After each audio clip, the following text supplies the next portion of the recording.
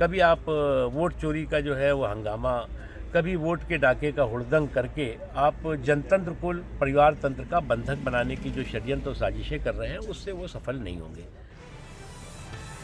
पूर्व केंद्रीय मंत्री मुख्तार अब्बास नकवी अपनी कर्मभूमि पर 2 दिवसीय दौरे पर रामपुर पहुंचे, जहां उन्होंने सबसे पहले अपने करीबी चिरंजीव गुड्डू के घर पहुंचकर उनका हालचाल जाना।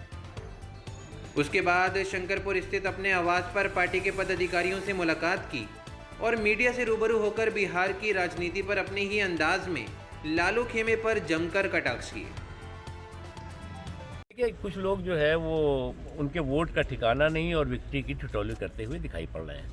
अब इस तरह के जो घमंडिया घराने के घोचू घनचक्कर हैं, वो इसी वजह से धूल धूसरित हो रहे हैं, बारंबार धूल धूसरित होते हुए दिखाई पड़ रहे हैं। कभी आप वोट चोरी का जो है वो हंगामा, कभी वोट के डाके का हुड़दंग करके आप जनतंत्र को परिवार तंत्र का बंधक बनाने की जो षड्यंत्र और साजिशें कर रहे हैं, उससे वो सफल नहीं होंगे।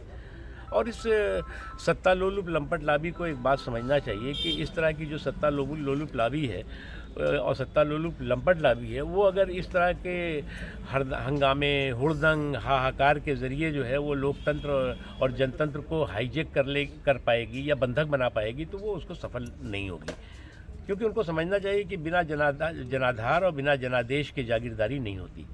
अब इनकी दिक्कत ये है कि बिना जनाधार के जागीरदारी की जंग में जुटे हुए हैं और हर बार इसीलिए वो फेल हो रहे हैं। और अगर आप पीछे इन दौरान देखें, जितने भी चुनाव हुए देश में, जनता ने सुशासन की निरंतरता के लिए पूरे जुनून और जज्बे के साथ, जनतंत्र के जुनून और जज्बे के साथ अपने मताधिकार का इस्तेमाल किया है।